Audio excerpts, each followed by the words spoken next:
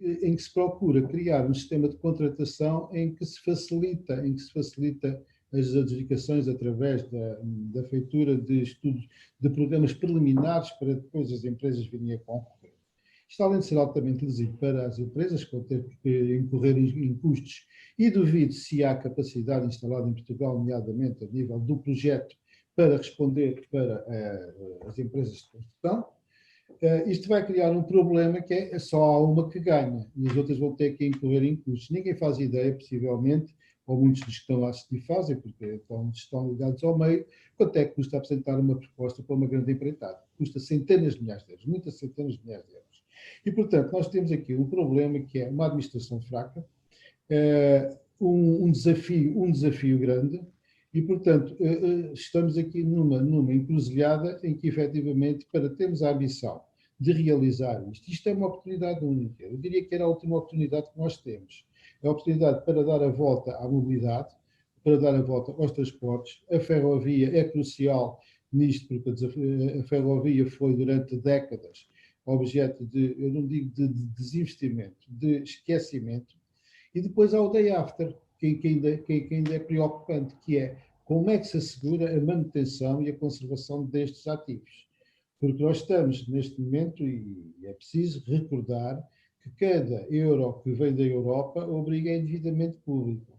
Porque os financiamentos, salvo dos PRR, vão ser a fundo perdido alguns, os outros têm uma parte de participação e o resto obriga a financiamento junto da banca, ou europeia, ou comercial, e, portanto, as empresas vão ter que se financiar. E, portanto, nós, quando estamos a construir novos ativos, depois temos um problema que é a manutenção. E, portanto, a conservação. E é preciso pensar não só no que estamos a fazer, mas como é que vamos manter as coisas em condição de vida. E os exemplos estão à vista, porque a rede rodoviária chegou a um estado de degradação em alguns casos. As próprias concessões das autoestradas, para aqueles que andam nas autoestradas, vimos durante a crise em que estado é que ficaram, e, portanto, isso são aspectos particularmente sensíveis e que interessam aos portugueses, com certeza. Além de que, obviamente, há uma questão que é a transparência e é a questão do acompanhamento da boa aplicação desta soma invulgar de financiamentos que vão convergir para Portugal. Eu espero que as coisas corram bem, desejo ardentemente, eu desejo sempre para o meu país o melhor, mas é óbvio que nós temos razões para ter algumas dúvidas ou para estar, de alguma forma, estar expectantes ao que pode acontecer em relação a isso. Engenheiro Vítor Cardoso, do ponto de vista das empresas, quais são os principais desafios que se colocam e as dificuldades também? Antes de mais, quero agradecer o convite da ADFIT para participar neste 14º Congresso e cumprimentar os restantes colegas que estão aqui no painel. Relativamente às questões que colocou, eu acho que o setor da construção sempre esteve disponível e continuará a estar a contribuir para transformar Portugal em um país mais moderno, mais sustentável ambientalmente e com uma melhor rede. Salientar também, nós estamos convictos que nós precisamos de ter uma rede de infraestruturas modernas, mas para isso é preciso uma coisa fundamental, é preciso nós termos planeamento e, para além depois do planeamento, esse planeamento ser efetivamente executado. E todo esse planeamento, e um foco grande no planeamento é importante, porque o que se passou nas outras oportunidades, como disse o engenheiro Manuel Vaz muito bem, agora temos aqui acho que é uma última oportunidade, como tivemos em algumas das outras, o não planeamento e o não faseamento da execução das empreitadas e dos projetos implica que grandes picos de trabalho, o que cria alguma instabilidade para as empresas que têm que fazer uma organização e uma estruturação no sentido de se poderem organizar perante os trabalhos que têm pela sua frente. Isto é fundamental haver um planeamento, estabilidade, no sentido de nós conseguirmos fazer a via execução. Capacidade nas empresas portuguesas existem. O tecido português, as empresas já demonstraram no passado e vão continuar a demonstrar que têm capacidade. Nós atravessámos um período muito difícil. Na altura da Troika, o setor foi dizimado e muitas das principais empresas desapareceram, mas eu acho que o setor soube se reorganizar, nos últimos 2 anos começou a voltar a ter um peso relevante na sociedade, e eu acho que tem todas as condições para poder ser o braço direito, o apoio ao Estado português, no sentido de fazer a implementação de todos estes projetos, nomeadamente a parte da ferrovia, da rodovia, mas mesmo da parte ambiental, da sustentabilidade ambiental, uma série de projetos que estão aqui elencados, que é muito ambicioso, mas eu acho que um bom planeamento e uma boa estratégia, eu acho que estamos todos capazes de poder executar. Agora, com certeza, também recordo que nós, para isso, precisamos, com certeza, de ter um apoio, de ter uma coisa que eu acho que é fundamental, de uma vez por todas, neste período difícil, que é olhar um bocadinho para as empresas portuguesas. Como disse o nosso Primeiro-Ministro, e bem, esta oportunidade não é para ser citando o que eu disse, uma simples para as empresas internacionais, isto é, não é para as empresas estrangeiras entrarem aqui, fazerem obra e saírem, como temos verificado, por exemplo, como está a verificar agora no corredor ferroviário para ligação à Espanha. Eu acho que temos que privilegiar as empresas portuguesas, nesta altura em que algumas das regras comunitárias têm alguma flexibilidade, nomeadamente não só no Pacto de Estabilidade, como eventualmente em algumas regras de concorrência, no sentido de arranjar regras para proteger empresas portuguesas, para essas empresas portuguesas não só poderem criar músculo, voltarem a ter esse músculo e salvaguardar o nosso tecido, para voltar a fortalecer o tecido. As empresas portuguesas que subsistiram a este período difícil, grande parte delas foi à conta da internacionalização e não à conta dos problemas que tivemos no mercado nacional. O alerta que eu queria dizer aqui é, realmente precisamos de proteção, entre aspas. Eu não quero confundir isto com mais nada, é mesmo acho que temos que proteger o mercado nacional, assim como os outros países vão fazer neste período difícil, e temos que ter um planeamento muito bem feito, no sentido de criar alguma estabilidade para as empresas fazerem novos investimentos em novos processos construtivos, em inovação, pensar na indústria 4.0, mais formação profissional. As empresas querem investir, estão ansiosas por fazer isso, mas precisamos de planeamento de estabilidade. Engenheiro Miguel Lisboa. Engenheiro Miguel Lisboa, do ponto de vista dos equipamentos, é assim, não só da infraestrutura, mas do ponto de vista dos equipamentos, há a possibilidade da indústria portuguesa dar resposta a estes desafios? Primeiro, gostava também de cumprimentar a organização, cumprimentar todos os presentes e agradecer o convite para quem está presente. Eu gostava de dar uma nota, e acho que aquilo que o José Vitor Cardoso referiu, acho que é absolutamente decisivo.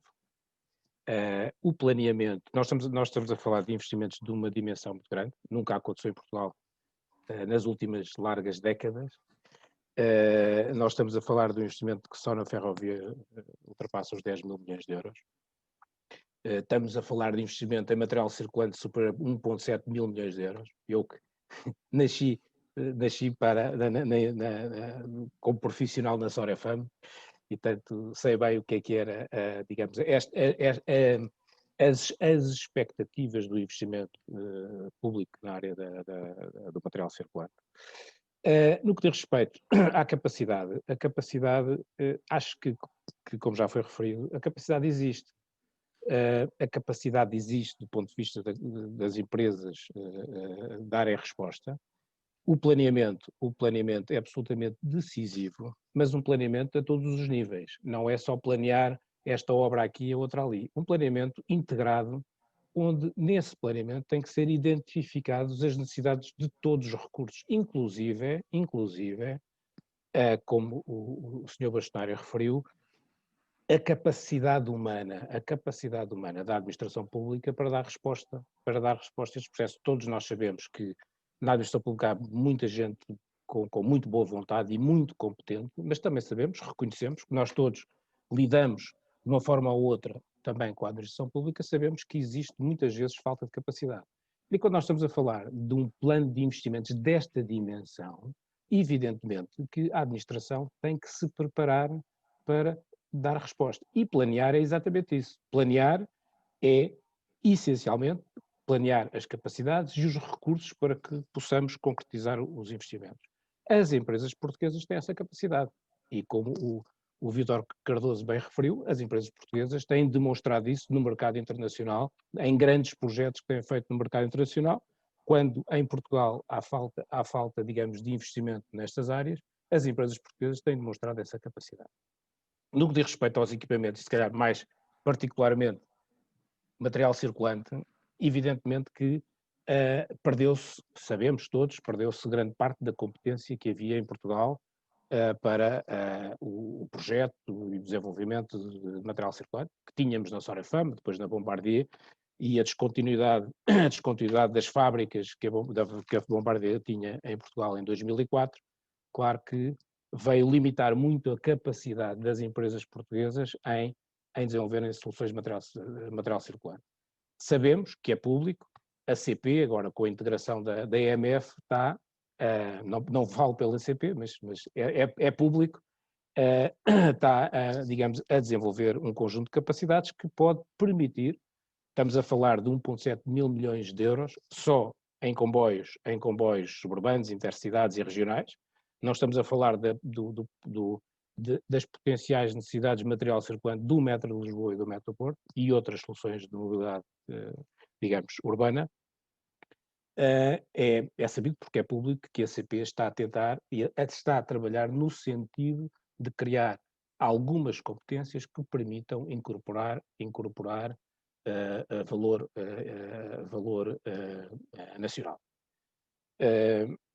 Mas eu volto a referir que aquilo que é absolutamente decisivo, todos nós que estamos na indústria, que estamos muito entusiasmados e expectantes relativamente à concretização deste plano de investimentos, como, digamos, nunca aconteceu no nosso país, mas aquilo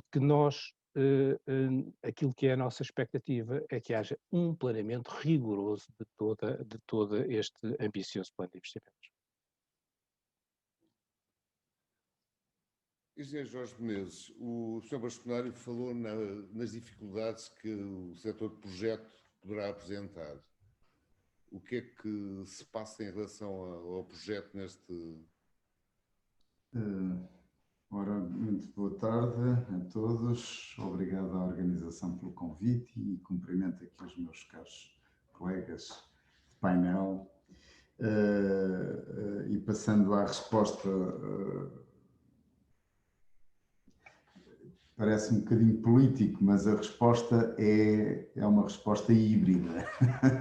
Ou seja, o setor de projeto, e eu não queria usar outra vez a palavra que neste momento é a palavra, o planeamento, de facto, está acima, está na primeira linha, mas não tem que ser estranho, porque se pensarmos em qualquer atividade, seja de serviços, seja de fornecimento de um produto, se eu estou preparado numa fábrica para fornecer 10 produtos por mês, ou por dia, ou por qualquer coisa, e de repente me aparece alguém e diz, olha, eu gostava era de lhe comprar 100 por dia agora durante 3 meses. Você está disponível? Bom, para já a resposta às vezes também pode ser não estou. Porque, primeiro, não estou obviamente preparado para fornecer 100 quando fabricava 10 normalmente. Segundo, o que me acenam é com um pico de trabalho, e esta palavra foi já usada aqui cirurgicamente e é muito importante. Ninguém está preparado para fornecer um pico de trabalho curtíssimo para depois voltar, digamos, à casa de partida, como se diz nos jogos de brincar, de monopólio e por aí. Nós não podemos, de facto, e depois este raciocínio leva-nos outra vez à tal palavra que os meus colegas de painel já usaram anteriormente, mas que é óbvia. Sem planeamento, e nós, nos projetos, estamos particularmente causticados com esse aspecto. As nossas empresas, mesmo quando há um projeto, estamos um bocadinho a jusante antes da passagem à obra, claro que estamos a jusante claramente da decisão, a jusante da implementação da contratação, a jusante de algumas tarefas, que muitas vezes parecem simples, não o são, é facto. O nosso caro bastonário e amigo Carlos Mineiro Aires referiu-se a isso, a fragilização do Estado e a fragilização das orientações, dos recursos e por aí fora, leva a que tudo o que fica ajusante da contratação seja um bico de obra. Na verdade, é mal feita, é feita fora de tempo e normalmente a tentativa é que seja no projeto que é ganho a deficiência da fase anterior. Que é, ok, até posso perceber, se calhar eu se estivesse no outro lado faria o mesmo. Só que isso não é possível para manter minimamente a qualidade.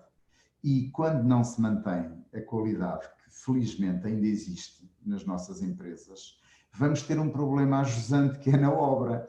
Um projeto que chega lá sem qualidade, feito demasiado rapidamente, vai trazer problemas que também se traduzem em perdas de tempo.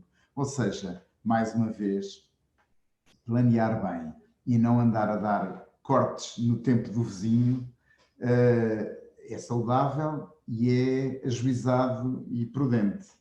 Depois, para responder também à questão complementarmente, as empresas ainda vão tendo uma série de gente que tem competências, que no passado mostrou que tinha competências, ainda que a área ferroviária tenha sido uma área um bocadinho maldita nos últimos 50 anos, com exceções aqui e ali, e agora há 2 ou 3 anos finalmente com alguma atividade claramente a tentar ressuscitar dos mortos esses 40 e tal anos anteriores.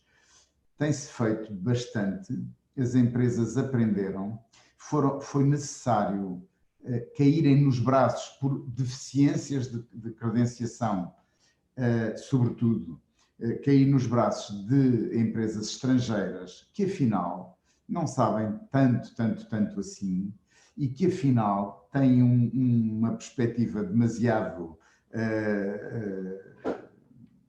economicista do assunto e estão no toca e foge e isto dá pouco, portanto só dá para 100 horas e eu só tenho 100 horas para dedicar a isto. Lá no meu país, de facto, a hora é bem paga, aqui é miseravelmente paga, portanto também não dá. Ou seja, nós, mesmo que não quiséssemos, temos que contar com as nossas forças. Elas existem. Houve algum treino com deficiências, é certo, porque não acautelámos, se calhar, a preparação de novos jovens para virem para as empresas começar a trabalhar a sério neste setor. As hipóteses também não eram muitas, diga-se de passagem. Mas há que arrepiar caminho. Nós precisamos de formação, de dar formação, de transmitir conhecimento, quanto antes. Precisamos da transição digital, quanto antes. E isso é outro problema que não tem ocorrido, porque quando pensamos, por exemplo, no BIM, como forma de acelerar e de fazer melhor, e com outras qualificações, não é só fazer mais depressa, é fazer melhor, deixar, digamos, o testemunho técnico para futuras manutenções e por aí fora. Portanto, há todo um conjunto de atividades ligadas a um projeto executado em BIM que não devem ser descartadas. E não é só a rapidez, porque a rapidez para quem faz pela primeira vez até nem existe. Há que criar bibliotecas, há que criar por aí fora. O que é que se tem passado? Tem-se passado que é preciso investir bastante em formação, bastante em licenças e, mais uma vez, o Estado, porque deveria promover isso. Quando chega a hora de selecionar uma empresa, não se preocupa muito se ela lhe está a oferecer um produto melhor, assente, por exemplo, numa base BIM, ou se lhe está a oferecer um produto mais tradicional e mais atrasado, que aliás já está em vias de extinção na Europa. E o que é que acontece? Acontece que faz escolher o mais barato. E, portanto, nós não conseguimos assim concorrer de uma forma saudável, no fundo, entre fornecedores até de serviços. Ou seja, estamos preparados, desde que não surja um regime torrencial, porque para regimes torrenciais e cataclismos e alterações climáticas, nunca ninguém está preparado. Porque é que os projetistas haviam de estar? Não estamos. Agora, era bom, voltando à tal palavra, em que parece que estamos, é uma unanimidade perfeita, se houver, estamos a tempo, aparentemente, de fazer um planeamento rigoroso, e planear rigorosamente não é depois se falhar, ir para cima do L da cadeia que está ajudante e roubar-lhe um bocado do tempo, porque isso paga-se. E, portanto, temos esse problema que é o problema central, um planeamento para ser cumprido, feito, cumprido e seguido com rigor. E depois, complementarmente, é preciso fazer alguma formação quanto antes, fazer a transição digital, porque isso também permite melhorar a performance das empresas, regrar a concorrência, em absoluto, que é preciso dinheiro para fazer bem, é preciso dinheiro para preparar bem os projetos, é preciso dinheiro para levar estes projetos até ao fim, como é óbvio. E para isso nós não podemos estar numa selva a concorrer pelo preço como único critério. E como disse mais uma vez o nosso caro amigo Carlos Mineiro Aires, esta 12ª alteração do CCP tem sido basicamente um desastre. Não sei se as outras 11, já não me lembro, foram igualmente desastrosas, mas há um leitmotiv em todas elas. Em todas pedimos para tenham cuidado com os serviços de natureza intelectual, não criem condições para que o preço seja o único fator. Isso vai estagnar a engenharia, vai estagnar as empresas, vai estrangular as empresas, vai premiar os suicidas. Não façam isso. Estamos perante a 12ª alteração e ainda não foi desta que fomos ouvidos. É lamentável. Finalmente, a justiça, que é um vetor no meio disto tudo que muitas vezes não nos lembramos muito, mas que está na base, muitas vezes, de litígios que não ocorrem e que deviam ocorrer, ou litígios que são programados para ocorrerem e que não deviam ocorrer, porque conta-se com a inoperância da justiça. E eu acho que aí também temos que agilizar processos, recorrer a tribunais de outro tipo que não o tribunal administrativo e a comissões, eventualmente, e aí a ordem podia ser muito interessante para criar comissões de peritos que pudessem intervir com eficácia e rapidez em conflitos para que eles não sejam uma arma de arremesso e não se transformem numa forma também de adiar este projeto e este desígnio nacional. E, para já, é o que tenho a dizer. Dr. Paulo Duarte, como é que se conjugam os vários intervenientes no setor ferroviário?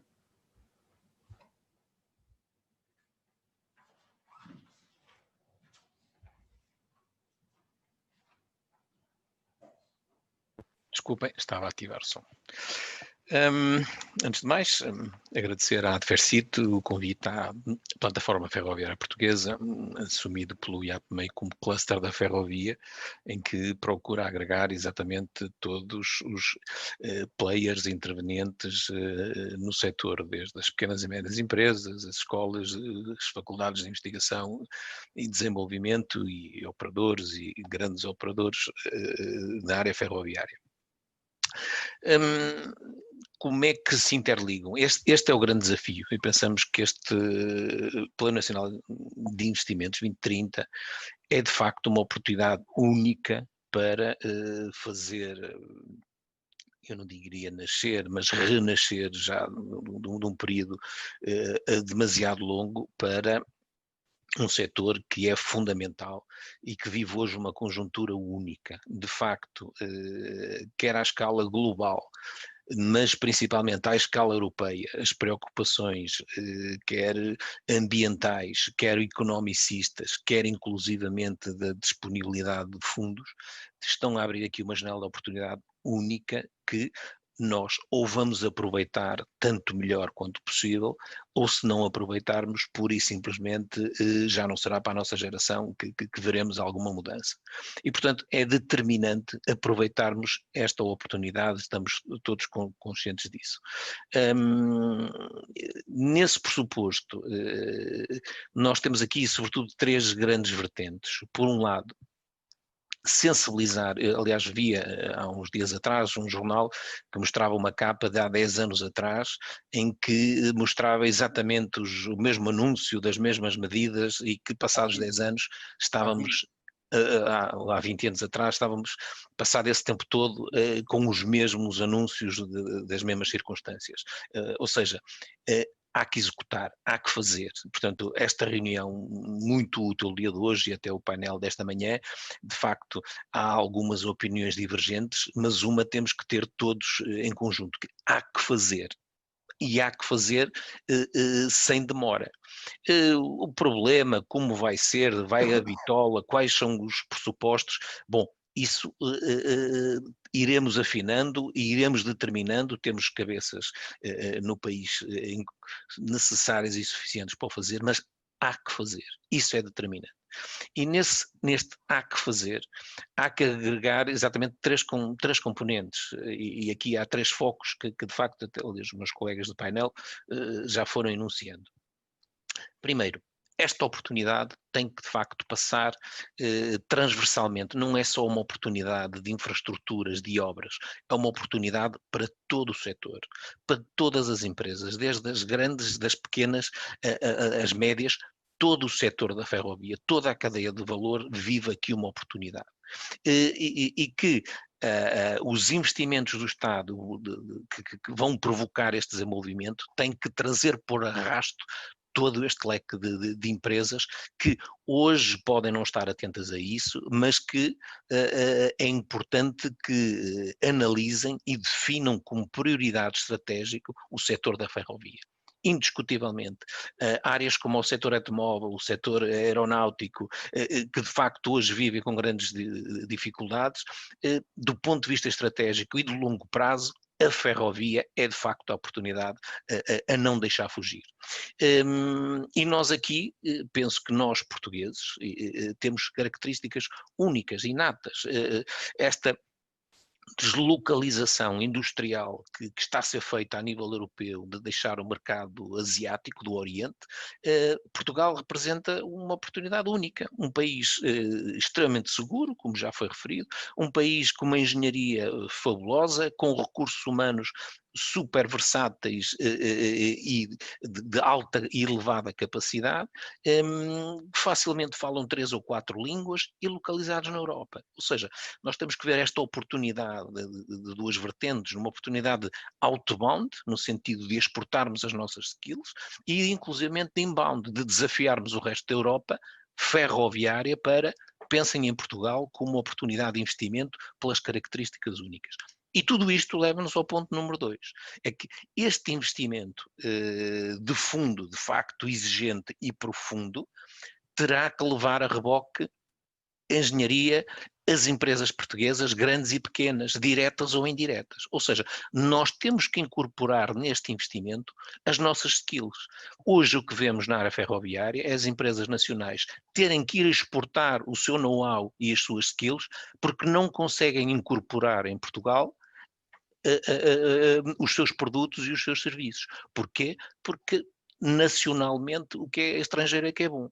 Portanto, ou seja, esta oportunidade tem que obrigatoriamente integrar as empresas portuguesas, as skills portuguesas, para que depois elas mesmas possam servir de exemplo para a exportação futura para os outros mercados. Ou seja, de facto, a investigação e o desenvolvimento têm que ser aplicadas aqui neste investimento estrutural que está a ser previsto.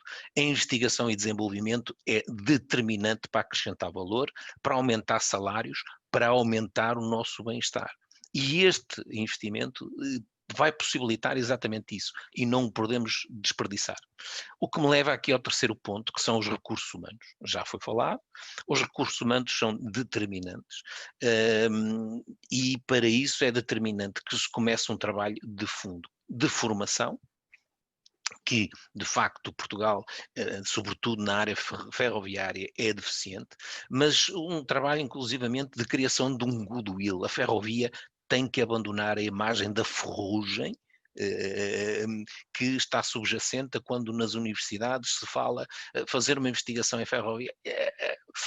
A rejeição, não, tem que haver um goodwill, tem que haver uma vontade de participar e estar ativo. E recordo que, quando falamos em ferrovia, falamos em comboio, metro e tram, porque em conceitos da mobilidade atual, o tram vai desempenhar aqui também um papel muito importante de mobilidade, porque não basta fechar o centro das cidades e dizer às pessoas vão de trotinete ou vão a pé. Não, há que criar soluções de mobilidade. E, portanto, aqui os recursos humanos vão ser determinantes, quer no aspecto da formação específica, quer no aspecto da investigação e desenvolvimento, quer inclusivamente a resolução do problema que a fuga de saber nos últimos anos tem acontecido dentro de toda a área ferroviária, digamos, as reformas antecipadas e as remunerações mais atrativas do exterior levou a que tivesse havido uma fuga de saber e de conhecimento muito grande para o exterior e que importa agora chamar vai ser difícil, mas pelo menos criar de novo, criar raízes para que as escolas comecem a dar formação específica na área da ferrovia e que aqui depois mais tarde isto tudo venha a dar frutos. Terminava dizendo que esta inovação e esta juventude tem que entrar dentro, sobretudo, dos organismos públicos. A necessidade de rejuvenescimento, de mentalidades, de dinâmica, de inovação, de uma nova visão ferroviária é determinante para o sucesso aqui do investimento nas infraestruturas e no caso que nos diz respeito, nós, Plataforma Ferroviária Portuguesa, é de facto uma preocupação. Obrigado. Paulo Pinho, foi de algum modo propósito que o deixei para o fim, não sendo desprestigiante, antes pelo contrário. Face àquilo que tem sido já falado, que é assim, ausência de planeamento, são grandes projetos de infraestruturas que podem trazer novos, quer dizer, projetos que já há muito tempo, como falavam ainda há pouco, da ligação Lisboa-Porto, em 2 horas e 15, que tem 20 anos, mas o rápido também fazia mais ou menos essa... Agora, isto do ponto de vista do território, como é que isto se aplica e como é que se potencializa isto deste plano, o que é que poderá trazer este PIN 2030? Para não se repetirem erros do passado.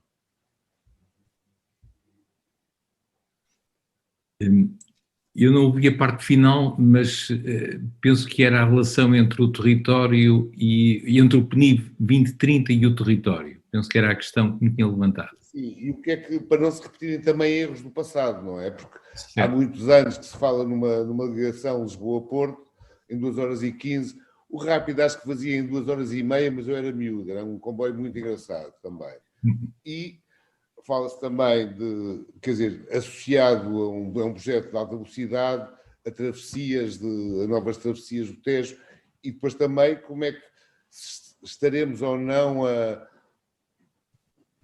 a privilegiar o eixo litoral atlântico, não havendo ligações ao interior. Para não se repetir erros do passado, o que é que é necessário? Obrigado, a questão é de facto muito interessante. Permitam-me que, à semelhança dos colegas, agradeça, digamos, o convite da Adfercit para estar aqui presente, cumprimentar também todas as pessoas que estão a assistir e então passaria, digamos, a tentar responder à sua questão que é de facto muito interessante. Em primeiro lugar, há aqui um ponto comum em todas as respostas dos meus colegas, que é a questão do planeamento. Mas eu vou, talvez, direto à questão que me parece chave neste momento e que é, digamos, a sua ausência. Nós temos um volume enorme de investimentos pela frente. Como já foi dito, isto é uma oportunidade única. Temos que a saber aproveitar. E grande parte destes investimentos vão para a área da ferrovia, e muito bem. Acho eu que, digamos, de um ponto de vista da aposta política, é uma aposta que eu julgo que merece um consenso nacional. Agora, confesso que não se percebe como é que esta quantidade de investimento vai ser conduzida sem termos um plano ferroviário nacional. E, ao dizer isto, eu tenho consciência que alguém pode imediatamente dizer assim, mais um argumento para deixarmos de fazer os investimentos que são absolutamente necessários. Não pode ser isto. Nós sabemos que, dentro dos diversos investimentos que estão previstos no PNI 2030, há um conjunto de investimentos que têm, digamos, um mínimo de consenso e de maturidade que permitam avançar com eles. No entanto, acho que, em simultâneo, é fundamental que se pense e se faça um plano ferroviário nacional. É uma situação claramente de mudança. Foi muito interessante para mim poder assistir à sessão da manhã, em que foi claro haver um conjunto de pontos de convergência, mas também alguns pontos de divergência. É isso mesmo, enfim, ainda bem que assim é. Mas dizia eu que um plano ferroviário nacional pode ter neste momento o papel que teve há 20 anos atrás o nosso plano rodoviário nacional. Imagina o que era na altura estarmos a fazer estradas sem termos uma visão completa do território. Reparem que na altura houve a visão de perceber que havia uma rede nacional de estradas que deveria existir, que teria o seu papel, e sobre ela foi colocada um novo layer, digamos, desta infraestrutura, que criou, no fundo, a nossa rede fundamental de autoestradas, de IPs e de ICs. E, portanto, neste momento eu tenho a sensação que é fundamental avançarmos para isto. Isto é uma coisa que, com o conhecimento que nós temos, é perfeitamente possível ter num ano um plano ferroviário nacional pronto. Isto é possível. Menos que um ano não é possível, mas um ano é possível. Não precisamos de inventar muita coisa. Temos que perceber, no espaço europeu, quais são os territórios que têm características parecidas com os nossos. E a questão da escala é uma questão fundamental. Há soluções que, em determinados países, com dimensão de Espanha, França ou Alemanha, ou Itália, ou até Inglaterra, ou Reino Unido, configuram ou apontam para determinadas soluções. Outros países com outras características apontam para outras. Sabemos perfeitamente qual é o problema de sermos periféricos. Eu devo dizer que isto é um falso problema. Eu nunca vi nenhum escandinavo, colega meu, seja da Suécia, da Noruega ou da Finlândia, a dizer que era periférico. Também não somos pequenos. Eu nunca vi nenhum colega meu, austríaco, ou suíço, ou belga, ou holandês, a dizer que vivia num pequeno país. Portanto, eu tenho a sensação que este é um passo neste momento fundamental. E para que este passo seja possível num tempo relativamente curto, nós temos neste momento uma ajuda preciosa. Nós temos o Programa Nacional das Políticas de Ordenamento do Território, que foi aprovado em 2019, portanto é um documento recente, é um documento que tem uma visão clara sobre o que é o território nacional e mais, é um documento que resulta de um processo de maturação longo porque representa, na verdade, a revisão de um plano anterior que já tinha quase 20 anos e que, portanto, ao ser feita uma revisão sobre um plano, nós temos de facto uma visão sobre o que é o nosso sistema urbano. E se nós percebermos o que é de facto o nosso sistema urbano, nós estamos em condições de sobre ele implantarmos as infraestruturas, tendo sempre presente que as infraestruturas estão lá para servir o território, as pessoas e as atividades, e não o contrário. E, portanto, neste campo, quando olhamos agora, passando agora para a segunda componente da sua pergunta, quando olhamos agora para o território, o que, por exemplo, o atual Plano Nacional de Ordenamento do Território nos mostra claramente é aquilo que é a realidade nacional. O próprio plano reflete aquilo que eu chamo uma tensão entre duas visões deste território, do continente português, que é a visão do Portugal metropolitano e a visão do Portugal das cidades médias, do Portugal policêntrico. Ora, estas são duas visões que entre elas encerram uma tensão, mas que eu tenho a sensação que elas são perfeitamente complementares. O Portugal metropolitano precisa do Portugal policêntrico e o Portugal policêntrico precisa do Portugal metropolitano. Quando rebatemos esta visão sobre aquilo que é ou que deverá ser a nossa rede ferroviária, nós percebemos que temos que investir, eu diria, em partes semelhantes nestes dois pedaços do território nacional. É tão importante melhorarmos as ligações entre Porto de Lisboa, as ligações com o exterior, nomeadamente Porto Vigo, as outras ligações para a Espanha e para a Europa, como é importante, por exemplo, integrarmos as nossas bacias de emprego do interior do país. Nós temos uma rede de cidades de pequena e média dimensão que, por exemplo, em termos de competitividade do território, elas pecam porque os espaços, as bacias de emprego são demasiado pequenas. E como se não bastasse neste nosso país, nós temos uma rigidez do mercado de habitação que é brutal e que afeta imenso a competitividade do emprego. Porque como sabemos, quando resolvemos o problema da habitação, muitas vezes esse é o fator que nos impede de escolher exatamente o bom emprego, porque isso implica uma deslocação. E, portanto, como o nosso mercado de habitação vive essencialmente do empréstimo bancário, nós ficamos amarrados ao território onde conseguimos resolver o problema da habitação. Ora, esta rigidez só se resolve integrando e alargando as bacias de emprego. E, por exemplo, não é admissível que em Portugal nós tenhamos cidades de média dimensão com uma importância económica fundamental e que não estejam muito próximas umas das outras e que não estejam ligadas por ferrovia.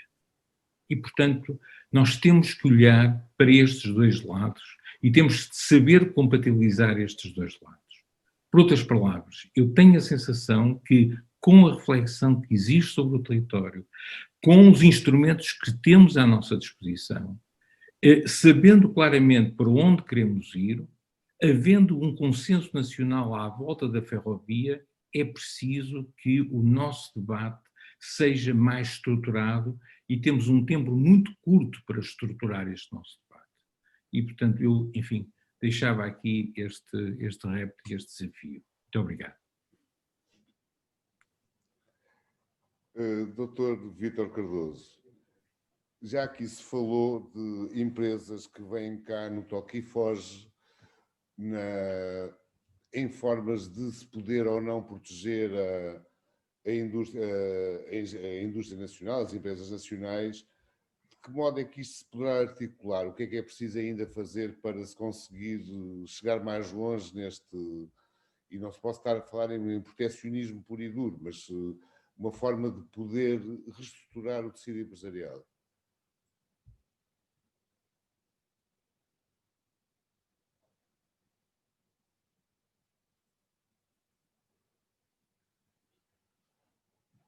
som. Sim, desculpa. Já está, peço desculpa. Antes de mais, uma coisa que nós constatamos no nosso setor, e isso é transversal não só para a parte das empresas construtoras, como também para os projetistas, etc., é que nada foi feito nos últimos anos no sentido de tentar proteger a indústria portuguesa, nomeadamente no mercado nacional, perante algumas ofensivas estrangeiras, algumas delas que eu acho que, como referiu há bocadinho o engenheiro Jorge Menezes, que muitas vezes com pouca qualidade, mas com dumping de preço e que depois a seguir tem problema nas obras. Por falar um pouco também, só se me permitem esta nota, mesmo relativamente à questão que se levantou dos projetos com menos tempo, ou projetos mais bem feitos ou menos bem feitos, devido à escassez de tempo, isso realmente é um problema, e esse problema implica sempre um problema subsequente nos empreiteiros, no caso, no esquema de erros ou omissões, é mais um ponto, eu já vou pedir a resposta, mas é mais um ponto em que este novo código, vai ser 12ª revisão, foi mais uma oportunidade perdida, na qual agora os empreiteiros voltam a ser responsabilizados pelos erros ou omissões, que não faz sentido, deixa de fazer sentido, não faz sentido nenhum. E um dos principais objetivos que o Estado português, ou o Governo português, tinha com esta revisão deste código, seria mesmo reduzir a litigância, mas com as poucas coisas que foram aprovando, eu acho que a litigância se vai manter. A única coisa que reduziu foi os prazos para poder litigar, tudo o resto se mantém igual.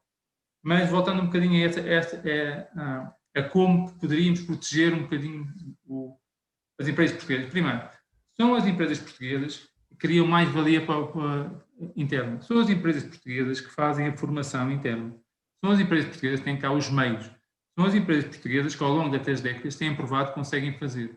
E o que acontece é que nós temos alguns casos eu não tenho nada assim, objetivamente contra empresas espanholas, mas temos casos gritantes, como no Método do Porto, 2 empreitadas grandes, 2 empresas espanholas. Temos a ligação Lisboa-Elvas, em que a maior parte das empreitadas são espanholas.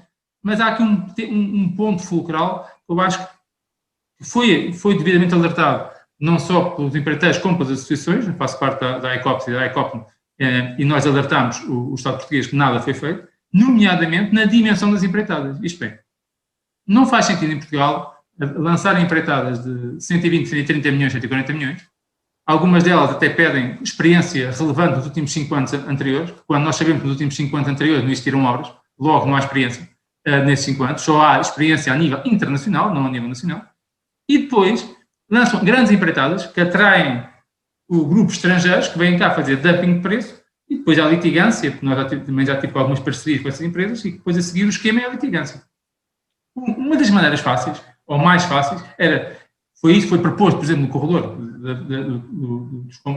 da ferrovia para a Espanha, em que em vez de terem lançado 3 concursos, tivessem lançado 10. E com esses 10, eu garanto que neste momento havia muitas empresas portuguesas a fazer ali empreitadas, que há com preço um bocadinho diferente, e com as empresas com maior ocupação, e aumentar de forma gradual a sua capacidade de intervenção. O que eu quero dizer com isto? Eu acho que a CCP foi mais uma oportunidade perdida para tentar arranjar algumas regras que valorizassem não só a componente técnica e os meios efetivos que cada uma das empresas tem no mercado nacional, como também arranjar uma alternativa no sentido de poder equilibrar os preços. Isto é, em Espanha, há algumas entidades espanholas que estão a usar neste momento, há alguns esquemas de limitação de dumping de preço, isto é, criando preço abaixo de um valor de X ou de valor de Y, são excluídos e arranjar ali uma média. Isto não é impossível, mas isto só pode ser feito se as grandes entidades, nomeadamente IPs, quem fala de IP fala de aeroportos, mas de IPs, EDIAs, hospitais, metropolitanos, etc., aplicarem essas regras, que eu acho que realmente podem ajustá-las no sentido de tentar aumentar um bocadinho os preços e, para além disso, ajustá-las também, dando não estou a dizer para esquecer a regra da concorrência, não, mas privilegiando as empresas nacionais. Eu acho que neste período de emergência que nós vamos atravessar durante os próximos anos, acho que todos os Estados europeus vão um bocadinho olhar para o nacionalismo, tentar salvaguardar a indústria própria, a indústria de cada um dos países, no sentido de protegê-la, fazer crescê-la, criar músculo, para, de uma fase posterior, continuar a poder expandir-se para o resto do mundo. Eu acho que é fundamental haver esta postura, mas isto tem que começar não só pelo nosso governo e pelas principais entidades que lançam concursos, E não é só o administrador ou o presidente dessa empresa que tem que ter esse objetivo, mas toda a estrutura tem que estar no mesmo sentido. Resumindo, acho que o mote até foi dado por o nosso Primeiro-Ministro, na sua intervenção na apresentação do PMI, até porque quer criar músculo nas empresas portuguesas, criá-las, torná-las outra vez fortes. Elas são fortes, têm capacidade, mas têm que se fortalecer. Temos que fazer isto gradualmente, não vale a pena lançarmos concurso de 200 milhões, porque aí sabemos que há 2 ou 3 empresas portuguesas que concorrem, e depois concorrem muitas espanholas e o grosso é para espanhol. E com base nisso, eu acho que temos condições, se todos estivermos na mesma sintonia, e não posso ter uma resposta, como o IP já me deu, quando foi abordado na altura do corredor para a Espanha, que disse que não tinha capacidade, não tinha recursos internos, meios próprios, no sentido de lançar 10 empreitadas em vez de lançar 3. Não tinha gente para fiscalizar, não tinha. Eu acho que isso é um falso problema, porque o real problema é o problema que eles têm agora entre mãos, com umas empreitadas adjudicadas a um preço muito baixo, com concorrência desleal e com, digamos, com uns espanhóis a executarem empreitadas, alguns deles com recursos vindos diretamente de Espanha e que não deixam nenhuma valor acrescentado em Portugal, nem nenhum imposto, nem nada, vai tudo fora. Eu acho que não podemos aproveitar esta oportunidade, não só de ajudar no bom sentido o setor a crescer e a ficar mais robusto, como também essas empresas portuguesas poderem recrutar pessoas portuguesas, internas, dar formação interna e criar riqueza, nomeadamente ao ponto de criar mais impostos e pagarmos cá impostos. Todo este circuito tem que ser fechado e todos temos de estar conscientes que só assim conseguiremos atingir os nossos objetivos. Caso contrário, eu acho que vai ser mais uma oportunidade perdida, lançando grandes empreitadas, entre países espanhóis ou outros, não quero falar só em espanhóis, qualquer estrangeiro entra, toca e foge, e a riqueza não fica cá, nem fica nem o conhecimento, nem a riqueza, nem os impostos, não fica cá nada. Eu acho que neste momento temos que olhar para nós, eu acho que o mote foi dado pelo nosso Primeiro-Ministro, espero que as outras entidades também olhem para esse mote e aproveitem no sentido de ajudar o tecido empresarial português, não só em termos de construção, como projetistas, etc. Porque o problema, eu acho que é transversal a todos. Obrigado. Engenheiro Miguel Lisboa, este plano de investimento é também uma oportunidade para melhorar as ligações ao estrangeiro. O que é que... E também há uma questão curiosa que é, dentro dos objetivos da descarbonização, como é que se consegue não só fazer a ligação à Espanha, neste caso, porque nós não temos outra fronteira, como é que se consegue ir mais longe e como é que é rentável ir mais longe? Bem, a questão que põe é uma questão que tem tido muita discussão. Ainda hoje de manhã, no painel da manhã, se falou muito sobre as ligações transfronteiriças.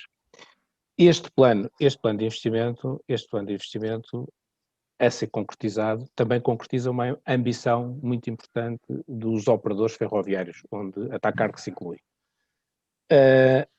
Este plano garante uma integração real da rede espanhola com a rede portuguesa. E é isso que é absolutamente decisivo na perspectiva depois da gestão dos fluxos de mercadorias e dos fluxos de pessoas. E esta integração consegue-se através, evidentemente, de sistemas de RTMS, portanto, sistemas de controle e de segurança comuns, através de bitolas comuns e através digamos, de material circulante que seja interoperável. Esta interoperabilidade existe, mas é restrita, é condicionada, é uma interoperabilidade que digamos, que exige a utilização de material circulante diesel elétrico, com a utilização de combustíveis fósseis, não é? Exige redundância de sistemas de segurança. Portanto, o material circulante, para ser interoperável, tem que ter todas essas redundâncias. É um facto que hoje nós, os operadores ibéricos, os públicos e os privados, neste momento em Portugal não há operadores privados de mercadorias, só operadores públicos, não há operadores públicos, só operadores privados.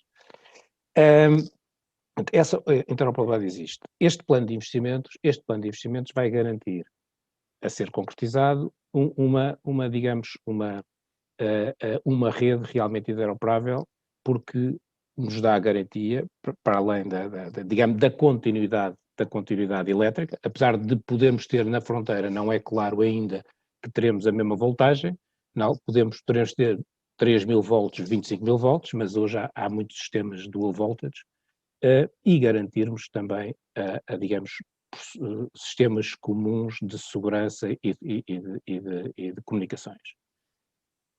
E esse é um mercado natural, da ferrovia de mercadorias, que é o mercado ibérico. Estamos já a falar de distâncias, em algumas situações, de mais de 1.000 km, e um mercado que permite, nestas distâncias, a fazer comboios-bloco de mais diversos tipos de granéis, desde siderúrgicos, madeiras e químicos. E esse é um mercado que é um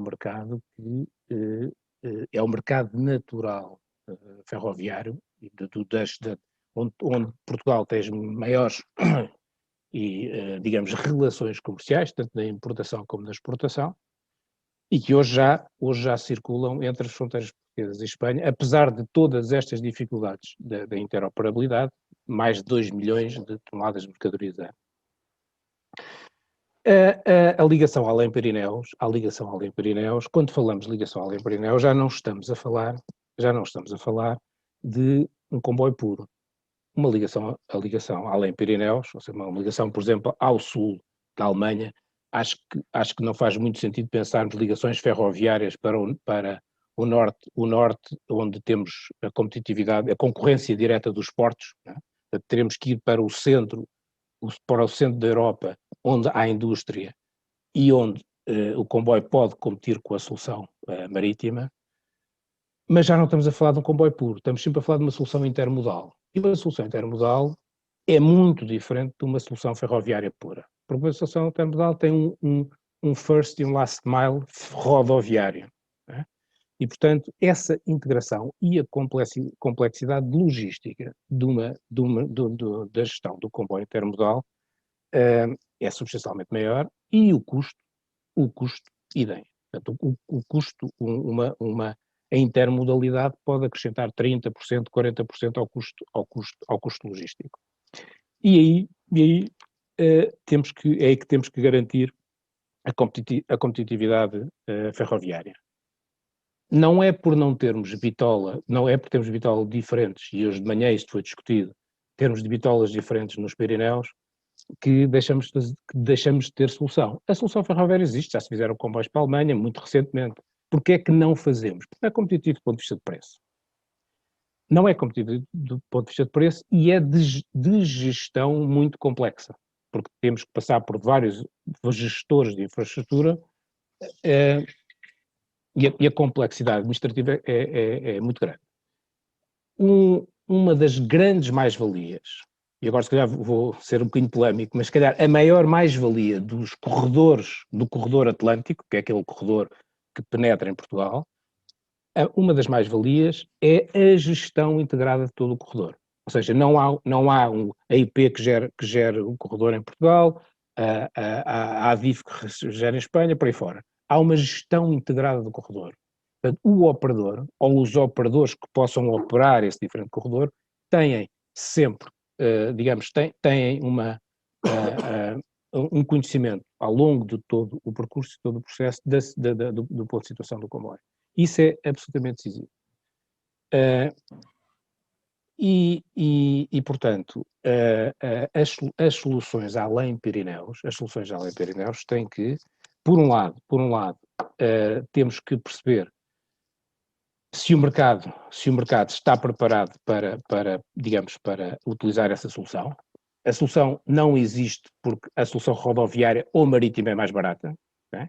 E, portanto, estas soluções, as soluções e o investimento que se vierem a fazer no sentido de potenciar, as soluções de mercadorias Além-Pirineus, têm que ser soluções que representem uma redução do custo ferroviário.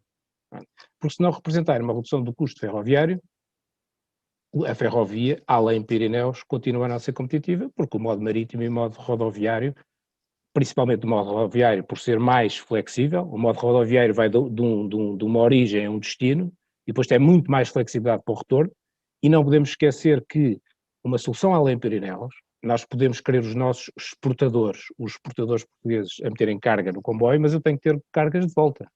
Eu não posso fazer um comboio cheio vazio, eu tenho que fazer comboio cheio.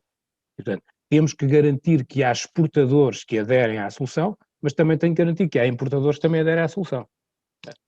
E esse digamos, é uma solução digamos, de complexidade logística e que hoje não existe, não é porque não haja infraestrutura, hoje não existe porque o comboio intermodal além Pirineus não consegue ser competitivo do ponto de vista de preço. E também porque não há volumes assim tão grandes, não há grandes empresas, há assim meia dúzia de empresas que conseguem fazer algumas cargas dia. Nós não temos uma dezena de empresas que faça 10 cargas dia. Nós, quando dizemos que há muitas empresas que querem a solução além Pirineus, depois quando lhes vamos bater à porta dizem que têm 2 cargas por semana. Eu preciso de 20 ou 40 cargas por dia, não preciso de 2 cargas por semana. Portanto, penso que é uma questão importante. O nosso mercado preferencial é o ibérico mesmo. Evidente. O mercado, porque hoje nós transportamos por ferrovia 10 milhões de toneladas. Os espanhóis, já não sei os últimos números, mas 23 ou 24 milhões de toneladas. E estas toneladas, as toneladas que Portugal, que os operadores portugueses transportam no mercado ibérico. E é um mercado onde há um grande potencial de crescimento da ferrovia. E que este plano ferroviário e estas novas capacidades que vão ser criadas potenciam grandemente essas soluções. Mas gosto de só dar mais uma nota em relação à questão ferroviária, estes investimentos. É muito importante que tenhamos linhas para ir de um ponto A para um ponto B, mas é absolutamente fundamental que tenhamos condições competitivas nos terminais. Eu não posso chegar às 4 da manhã a um terminal e ter que esperar até às 9 da noite até às 8 da manhã para que o terminal abra. Eu tenho que ter condições. Não faz sentido investir 10 mil milhões em infraestruturas para depois ter serviços que trabalham, não é das 9 às 5, né? Mas que trabalham, em vez de trabalhar 24 horas, só trabalham 16. E que não trabalham ao domingo. E que para trabalhar ao domingo ou trabalhar ao sábado tem que ser com condições muito particulares. Isto é verdade nos terminais públicos, como é verdade nos terminais privados. Nós temos grande dificuldade em algumas situações, não é sempre, mas em algumas situações, que temos muita dificuldade de operar dentro dos terminais privados nas fábricas. E portanto, é claro que a indústria exportadora exige serviços, exige investimento, mas também tem que se preparar para serem mais eficientes e mais eficazes nas suas operações de terminal. Porque muitas vezes se perde competitividade porque os comboios têm dificuldade em rodar. É um ativo muito grande um comboio, e um comboio, uma locomotiva e os vagões não podem ficar parados. O comboio tem que chegar, descarrega e tem que ir embora. E essa é uma questão importante. E só para terminar esta minha intervenção, só dar uma nota que me parece ser absolutamente decisiva e que não foi aqui referido. Nós estamos a falar de um plano a 10 anos e, portanto, este é um plano que tem que ser um desígnio nacional. Isto não pode, tem que ser suprapartidário e tem que ser imune aos ciclos eleitorais.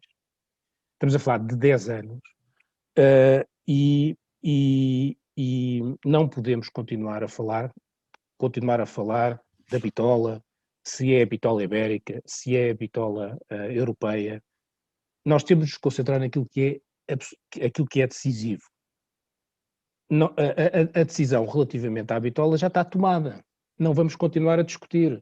A linha, o eixo atlântico que vai de Faro até Vigo, está determinado. É com bitola ibérica. As ligações por norte, Vilar Formoso e por cá e a sul, são com bitola ibérica, mas preparada para, eventualmente, mais à frente, termos uma bitola europeia. Eu só vos dou uma nota. Se por acaso fizéssemos uma linha em bitola europeia para Vilar Formoso, para depois ir para Irum, todo o material circulante que temos em Portugal não passava lá. Então para que é que servia uma linha onde não passa lá o material circulante? Os operadores privados investiram muito dinheiro em locomotivas, em vagões, para não falar do operador de passageiros público. Mas todo o material circulante de mercadorias que existe em Portugal, e se calhar 95% daquilo em Espanha, trabalha em bitola ibérica. Portanto, nós temos que perceber que as soluções de mercadorias ibéricas são a bitola ibérica. Os terminais nas fábricas são bitola ibérica. Portanto, nós vamos ver os privados alterar as suas bitolas, as fábricas alterar as suas bitolas, não vai acontecer. Portanto, nós temos que nos concentrar, de uma vez por todas, a discutir aquilo que é fundamental, não continuar a discutir a bitola ibérica e que o problema da indústria portuguesa é não haver comboio para a Alemanha, mas não vamos perder tempo nisso, vamos nos concentrar naquilo que é importante, e aquilo que é importante é acordarmos neste plano de investimento, planearmos este plano e garantirmos que estes 43 mil milhões, não é só na mobilidade, em muitos outros aspectos, na energia, que é uma questão fundamental, que também tem impacto na mobilidade, que este plano é um plano nacional de todos nós. Muito obrigado. É isto. Engenheiro Mineiro Aires, já aqui foi muito falado a história, quer dizer, continuamos no planeamento, na capacidade ou não das empresas levarem este investimento a bom porto, da necessidade de formação também e de rejuvenescimento, quer de quadros da administração pública, quer das próprias empresas. Qual é o papel que a Ordem pode, neste contexto, o que é que se poderá fazer e ser mais... entretanto, e também a questão de favorecer, entre aspas, as empresas portuguesas. O que é que o Estado deve fazer nesse sentido? Ora bem, E as empresas, o que é que vão fazer nesse sentido? eu acho que houve aqui um aspecto particularmente importante, que eu ia tocar nele, mas que foi tomado pelo engenheiro Miguel Lisboa, que é a questão do Pacto de Regime. Obviamente, se este PNI 2030, para além dos ajustamentos que vai ter que ter, devido ao pós-Covid, que ninguém sabe o que é que vai acontecer, se ainda vai ser questionado, temos um ciclo de 10 anos à frente, onde é natural que haja uma alternância política, isso vai ser questionado a seguir, estamos a princípio, isto não serve para nada. E voltamos ao normal que o país tem. O planeamento é crucial porquê? As empresas, quer as empresas das construtoras, quer as de projeto, têm que saber com aquilo com tudo que contam. Nós, depois de 2009, levámos uma razia das 60 empresas de média e grande dimensão que havia, hoje restam meia dúzia delas. E, portanto, saíram do país 300 mil operários, fecharam 65 mil empresas, havia empresas de construção civil em toda a aldeia, em qualquer área. E, portanto, isto foi uma razia. Qual é que é a obrigação que o Estado tem? Número, planear e dizer às pessoas quando é que vai ser lançado determinado investimento e de que forma vai, para que nos possamos organizar. E quando se falou aqui, não tem nada contra os espanhóis, mas também eu gostava que fossem os consórcios de empresas portuguesas a comandar as operações e tendo os espanhóis como subempreiteiros. O que está a acontecer é exatamente o contrário.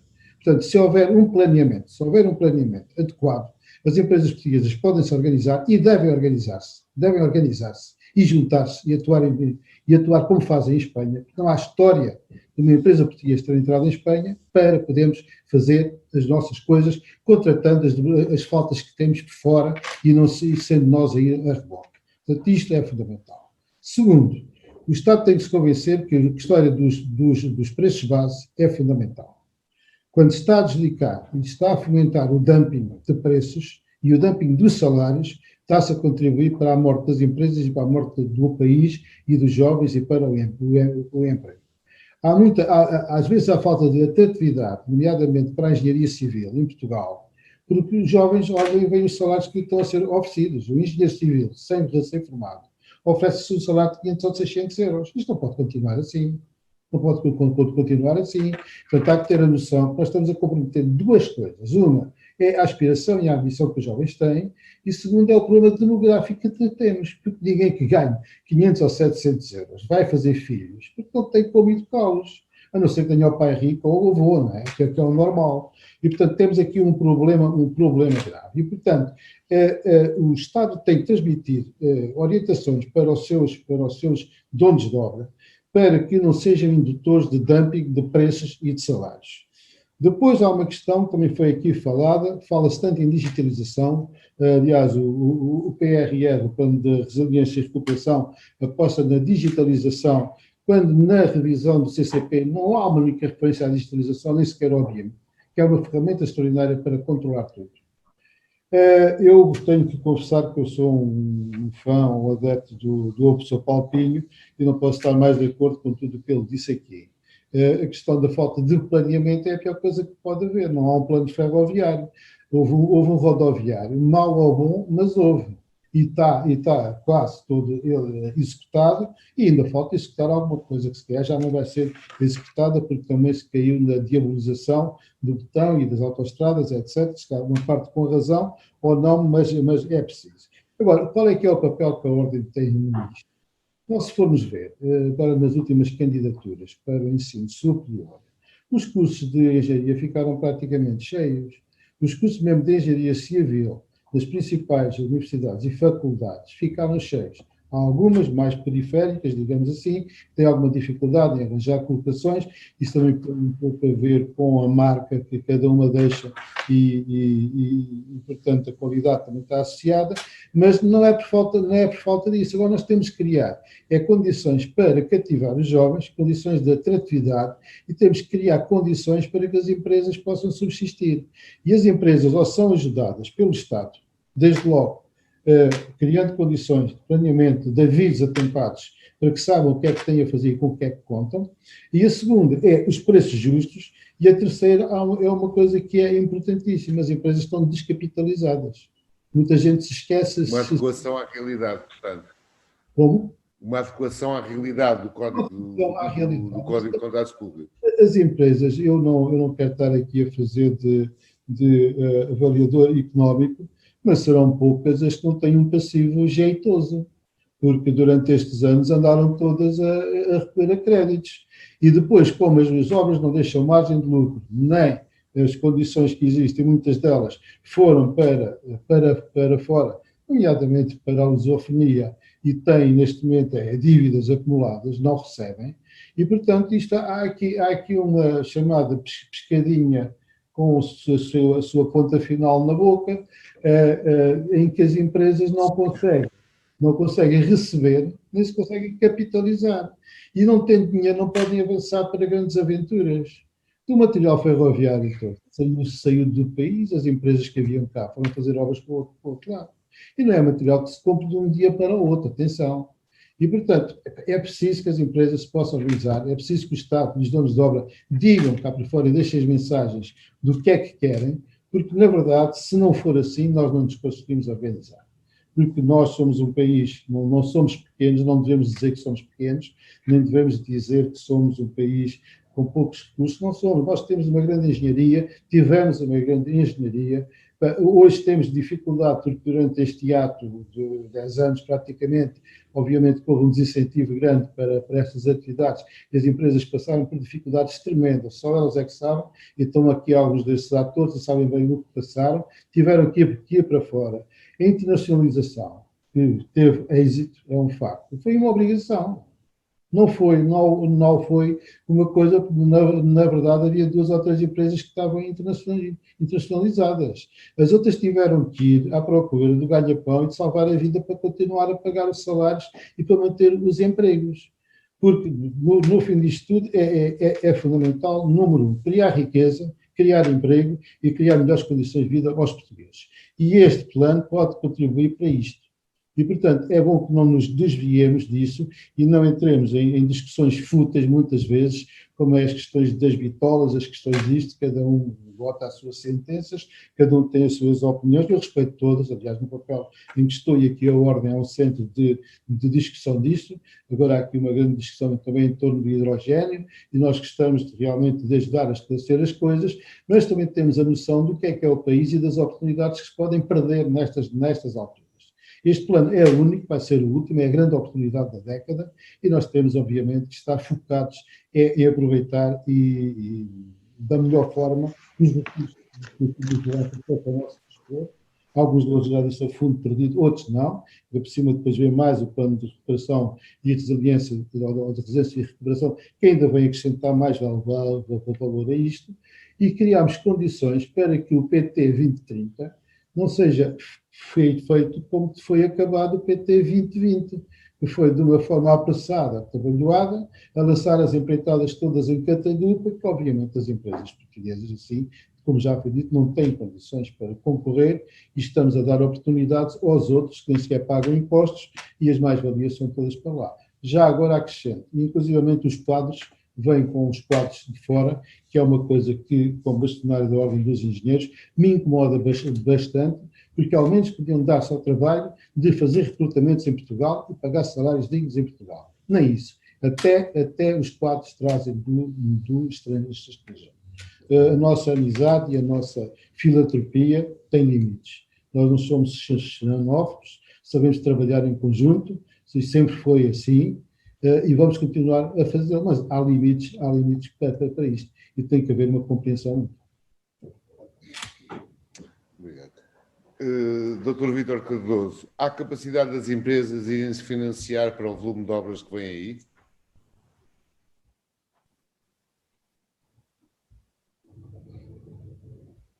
O que o Sr. Bastonário acabou de dizer tem toda a razão. O setor foi dizimado nos últimos anos, houve uma descapitalização muito forte, mas eu acho que as empresas, mais sucesso as empresas portuguesas se unirem, conseguem fazer face a mais um desafio. Eu acho que, mesmo descapitalizadas, conseguimos fazer face a um desafio, mas tem que ser um desafio feito em moldes diferentes, não pode ser um desafio feito com uma concorrência desleal. Eu acho que a grande questão aqui que se coloca é uma concorrência desleal que não pode se manter, como se tem verificado nos últimos anos e nos últimos concursos que nós temos visto. Eu acho que neste momento é uma oportunidade única. Acho que as empresas estão receptivas a fazer mais um esforço no sentido de atingir este desígnio, mas obrigatoriamente os nossos donos de obra e os nossos governos temos que definir uma estratégia conjunta no sentido de atingir esse objetivo.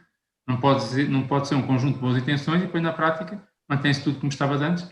E eu acho que a mais-valia e esse enriquecimento, não só, e esse enriquecimento interno e criar atratividade no setor, criar formação, criar riqueza mesmo para as pessoas portuguesas, eu acho que se nada for feito pelo governo / donos de obra, vai ser uma oportunidade perdida. E só salientar, como se referiu, que havia empresa estrangeira a trazer os quadros, e não é só quadros, é os quadros, é meios, é tudo, se trazem e levam. Logo, acho que nós temos neste momento, temos que obrigatoriamente dizer que Portugal, o que é português é bom, nós temos que salvaguardar os nossos meios internos, temos que olhar para dentro, mais do que olhar para fora, porque nós temos as coisas cá dentro, temos muito boa capacidade de engenharia, acho que ninguém no mundo é inegável a capacidade de engenharia portuguesa. Eu acho que vamos continuar a demonstrar isso e temos dificuldades financeiras neste momento, claro que temos, mas claro que a gente consegue, acho que com esforço e com o esforço de todos e colaboração entre todos, conseguimos ultrapassar esse problema e conseguimos atingir os nossos objetivos. Eu acho que o objetivo é o objetivo do país. Mas eu acho que o país tem que olhar para isso como um todo, não pode olhar para isso, cada um pode olhar para a sua capela, senão não conseguimos atingir os objetivos. Eu sei como é que isto funciona, que há muito boas intenções, mas depois quando chega a qualquer dono de obra, não vale a pena especificar nenhum, porque são várias áreas, depois chega a uma altura que o que interessa é o preço mais barato. Mas eu acho que não é esse o objetivo, isso tem que ser mudado. Houve um mote dado pelo Primeiro-Ministro, espero que os donos de obra e as entidades adjudicantes todas percebam, em conjunto com os empreiteiros, projetistas, etc., que temos que entrar noutra realidade e noutra maneira de olhar para o mercado. Caso contrário, é uma oportunidade perdida a sério. E eu também acho que pode ser a última. Muito obrigado. professor Paulo Pinho, nós estamos a aproximar-nos do fim, mas há bocado falou que nós tínhamos um plano rodoviário. De facto, quer dizer, no princípio dos anos 2000, Portugal era o país da Europa com mais autoestradas, e era o Eurostat que dizia: temos casos de autoestradas ou que estão vazias ou que são paralelas e concorrem. Não há o risco disso se replicar na ferrovia?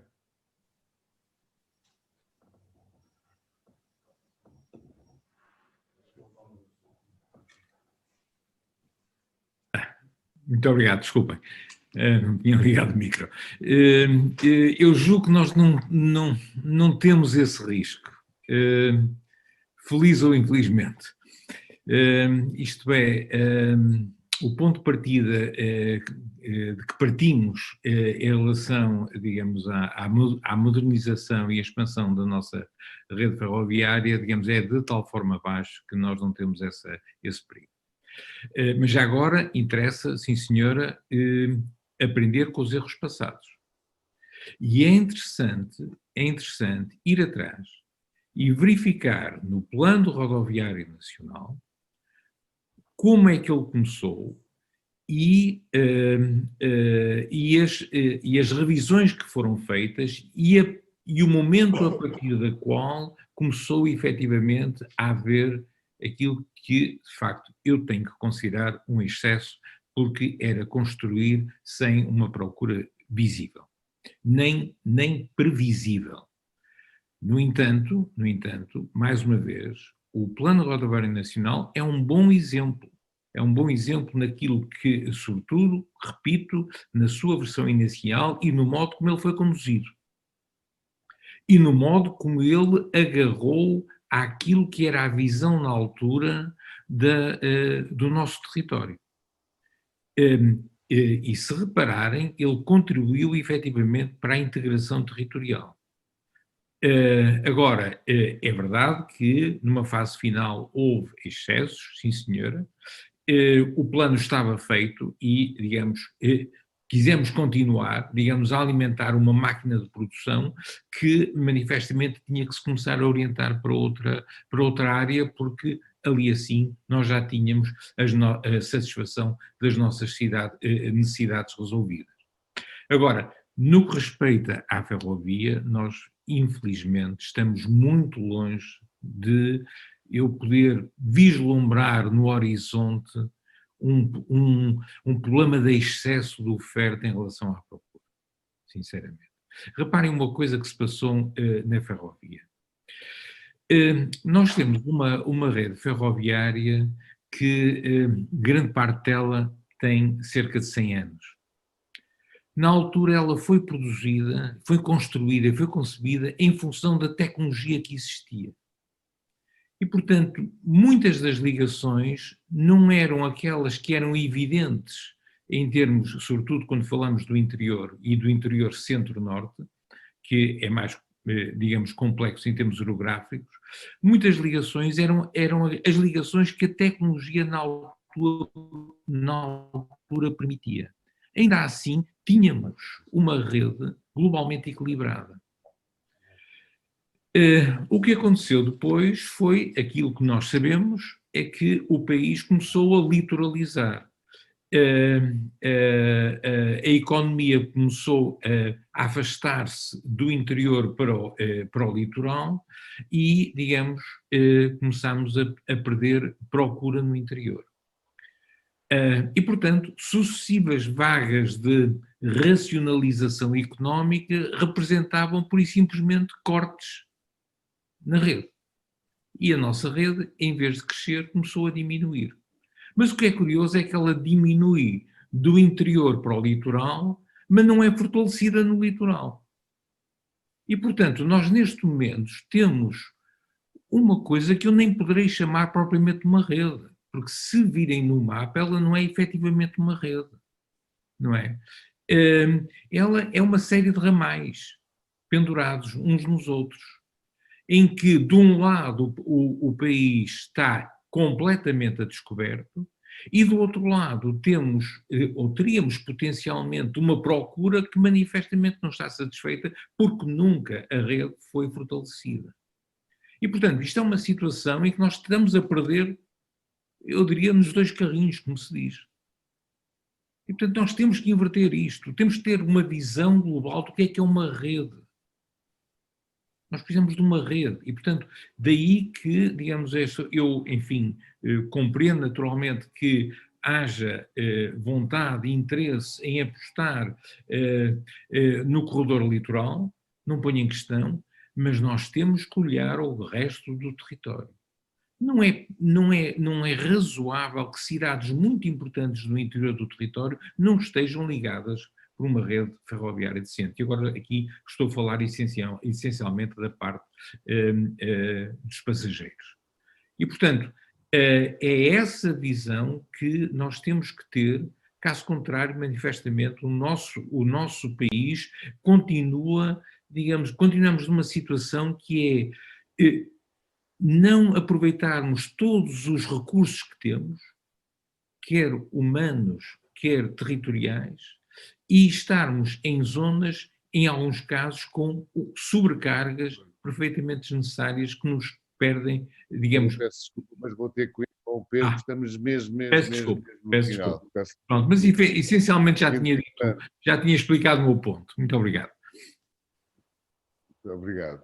Entretanto, a sondagem online, como em fatores positivos, a possibilidade do PRI 2030 como fator alavancador da economia tem 61% das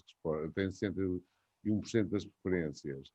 Enquanto fator negativo, a incapacidade das empresas portuguesas tem 32%. É que foi uma nota que me pediram agora para vos dar. Portanto, podemos concluir que a necessidade do planeamento e pacto de regime, seja para a ferrovia, seja para todos os investimentos, acho que é absolutamente crucial das vossas intervenções. Também me parece que a adequação à realidade do Código da Contratação Pública nas suas várias vertentes também é outra das grandes linhas de acordo que sai das vossas intervenções. Há também sempre as necessidades de formação, de rejuvenescimento dos quadros, quer da administração pública, quer das próprias empresas, as necessidades de formação. É preciso também curiosamente, que é assim, para quem não está muito habituado a estes temas como eu, quer dizer, assegurar que os terminais funcionam, porque de facto não faz sentido ficar à espera para descarregar um comboio, como não fazia, aliás isso era uma questão que me lembro de ter falado na altura das terceiras travessias. E, de facto, também outra das grandes apostas para a ferrovia é que o mercado ibérico é o nosso principal destino. Pronto, agradeço-vos a vossa participação em nome aqui da Adfersit e até uma próxima oportunidade. Boa tarde. Boa tarde. Muito obrigado.